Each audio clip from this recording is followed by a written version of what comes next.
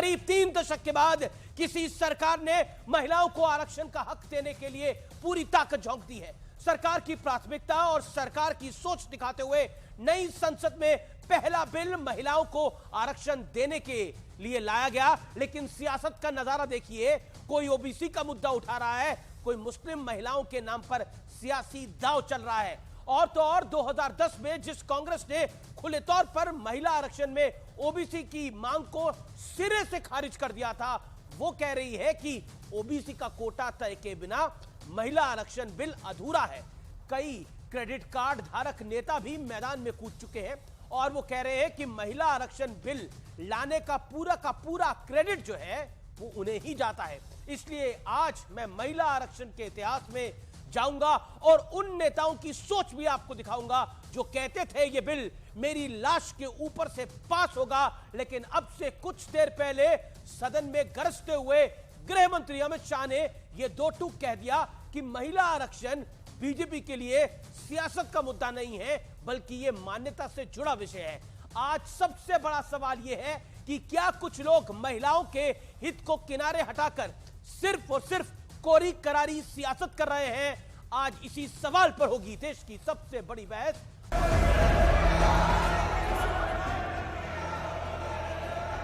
ये जो सीटें हैं 33% के अनुसार महिलाओं का आरक्षण भी बढ़ता जाएगा। अगर विपक्ष रोड़ा ना बने तो हम कृतज्ञ होंगे। कि सही समय है, यही समय है।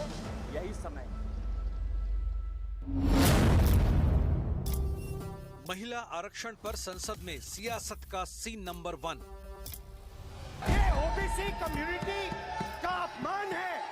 सबसे पहले ये जो महिला का बिल है इसको आप पास कीजिए, आज पास कीजिए। कुछ पार्टियों के लिए महिला सशक्तिकरण का नारा ये चुनाव जीतने का एक हथियार हो सकता है, परंतु मेरी पार्टी और मेरे नेता नरेंद्र मोदी जी के लिए महिला सशक्तिकरण राजनीतिक मुद्दा नहीं है। महिला आरक्षण पर संसद में सियासत का सीन नंबर 2। पहली दफा स्थानीय निकायों में स्त्री की भागीदारी तय करने वाला संविधान संशोधन मेरे जीवन साथी राजीव गांधी जी ही लाए थे। Schedule caste, schedule tribe, OBCs की महिलाओं के आरक्षण की व्यवस्था की गई। आज का पूरा क्रेडिट जो जीता वो सिकंदर, जो गोल मारता है, यहाँ बंगाल के लोग बैठे हुए हैं, जो गोल मारता है उसी के नाम से गोल मारा जाता है। माननीय प्रधानमंत्री जी गोल मारने को तैयार हैं। ये भारतीय जनता पार्टी का बिल है और ये माननीय प्रधानमंत्री जी का बिल है। माननीय अध्यक्ष जी, मैं अधीर रंजन जी को इतना पूछना चाहता हूं, क्या महिलाओं की चिंता सिर्फ महिलाएं ही करेगी, पुरुष नहीं कर सकते हैं? किस प्रकार के समाज की आप रचना चाहते हैं भाई? महिलाओं की चिंता, महिलाओं का हित, महिलाओं से आगे बढ़कर भाइयों ने सोचना चाहिए। यही इस देश की परंपरा है। महिला आरक्षण पर संसद में सियासत का सीन नंबर 3। असली साधना तभी होगी जब हम महिलाओं को उनका पूर्ण आरक्षण देंगे, जब हम ओबीसी महिलाओं को इसमें इंक्लूड करेंगे, जब हम SC/ST महिलाओं को इसमें इंक्लूड करेंगे और जब हम अल्पसंख्यक महिलाओं को भी इसमें इंक्लूड करेंगे, सम्मिलित करेंगे। क्योंकि प्रधानमंत्री जी खुद 3 तलाक की बात करते हैं, तो मुझे पूरा भरोसा है कि इसमें अल्पसंख्यक महिलाओं का भी मान और पक्ष रखा जाएगा। जब ये प्रस्ताव सदन में आया तो कुछ लोगों ने कहा हमारा बिल है, कुछ लोगों ने कहा हमने चिट्ठी लिखी। संविधान में धर्म के आधार पर आरक्षण वर्जित है। लेकिन 2 नेता ऐसे भी हैं जिन्होंने इस सियासत को नेक्स्ट लेवल तक पहुंचा दिया। ये संशोधन विधेयक वास्तव में महिलाओं को आरक्षण देने की साफ नीयत से नहीं लाया गया है। लगभग 15-16 वर्षों तक देश की महिलाओं को ये आरक्षण प्राप्त नहीं हो पाएगा। Sir, on behalf of my party, I stand to oppose this legislation. You want a parliament which consists of only bade log. This bill will close the doors for the Muslim representation in the parliament. और अब मैं आपको महिला आरक्षण पर चाल, चरित्र और चेहरों का विश्लेषण बताऊंगा। असउद्दीन ओवैसी 2023 में क्या बोले? 20 सितंबर को मुस्लिम महिलाओं के लिए कोई कोटा नहीं रखा गया है, हम महिला आरक्षण बिल के खिलाफ हैं। सोनिया गांधी सितंबर 2023 यानी आज क्या बोली? ओबीसी महिलाओं के लिए आरक्षण की मांग करी, लेकिन पहले इन्हीं का शासन था, ये ओबीसी महिला बिल में ओबीसी आरक्षण के खिलाफ थी। बढ़ता हूं आगे। मुलायम सिंह यादव, मार्च 2010 बिल पास हुआ तो संसद में सीटियां बजेंगी, ये मुलायम सिंह यादव के कथन थे। बिल से सिर्फ बड़े घर की लड़कियों को फायदा होगा, ये मुलायम सिंह यादव ने साल 2010 में बोला था। लालू यादव, मार्च 2010 क्षेत्रीय पार्टियों को खत्म करने के लिए बिल लाया गया है। ये सारे लोग आज इंडिया गठबंधन के साथ है। मायावती तब भी साथ थी, मायावती आज भी साथ है। क्षेत्रीय पार्टियों को खत्म करने के लिए यह बिल लाया गया है। मेरा कहने का तात्पर्य यह था कि मायावती तब भी महिला आरक्षण बिल के साथ थी और आज भी साथ है। बढ़ता हूं मैं आगे। लालू यादव ने और क्या कहा था? मेरी लाश के ऊपर से यह बिल पास होगा, मार्च 2010 के अंदर। बढ़ता हूं मैं आगे। शरद यादव, जून 1997 ग्रामीण महिलाओं के बारे में क्या समझेंगी प्रखटी महिलाएं, यह कहा था शरद यादव। 2009 फिर आता हूं मैं, उन्होंने क्या बोला? अगर मौजूदा रूप में बिल पास हुआ तो सदन में मैं ही जहर खा लूंगा, यह शरद यादव ने कहा था। लेकिन बड़ा सवाल यह है, क्या महिला आरक्षण पर विपक्ष के दांत खाने के कुछ और है और दिखाने के कुछ और है? क्या इंडिया अलायंस के गठबंधन के जो नेता हैं वो अब कुछ और बोली बोल रहे हैं? जब खुद शासन में थे, सरकारों में थे, तो कुछ और बोली बोल रहे थे। और इस समय की बहुत बड़ी खबर है, 2/3 बहुमत से बिल पारित हो गया है। यह बहुत बड़ी खबर है इस देश के लिए, इस देश के लिए बहुत बड़ी खबर है। लोकसभा में महिला आरक्षण बिल पारित हो गया है।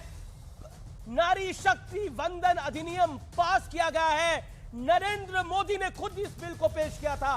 लोकसभा में महिला आरक्षण बिल 2/3 बहुमत से पास हुआ है। पक्ष में 454 वोट पड़े हैं। नारी शक्ति वंदन बिल को ऐतिहासिक वोट पड़े हैं। विपक्ष के लाख विरोध के बावजूद यह बिल पास होना ही था। लेकिन बड़ा, बहुत बड़ा हम कह सकते हैं संविधान संशोधन होगा यह अब, क्योंकि वुमेन रिजर्वेशन इस देश में बीते कई दशकों से कहा जा रहा था कि होना चाहिए। 4 बार प्रयास हुआ अलग अलग सरकारों में इसको लाने का, लेकिन कभी यह बिल पास नहीं हो पाया। कई नेताओं ने इसका विरोध किया, कई पॉलिटिकल पार्टीज ने विरोध किया। ऐसा भी हुआ कि सरकारें मजबूरी में इस बिल को लेकर आई, लेकिन अपने ही गठबंधन के नेताओं से इसका विरोध करवा दिया। हमने यह दौर भी देखा है। लेकिन अब आज 2/3 बहुमत से यह बिल पास हो रहा है। देशवासियों के लिए यह बहुत बहुत बड़ी खबर है, बहुत बहुत बड़ी खबर है। शाजिया इल्मी हमारे साथ है, बीजेपी की नेता भी हैं और महिला भी हैं। शाजिया इल्मी, लोकसभा में 2/3 से ज्यादा बहुमत के साथ यह बिल पास हुआ है, 454 वोट पड़े हैं। Your first reaction? देखिए, मैं इतनी खुशी महसूस कर रही हूं कि मैं शायद शब्दों में नहीं बयान कर पाऊं। मैंने सोचा नहीं था, 27 साल से हम लोग इसको फॉलो कर रहे हैं। मैंने इस पर रिपोर्टिंग भी की है।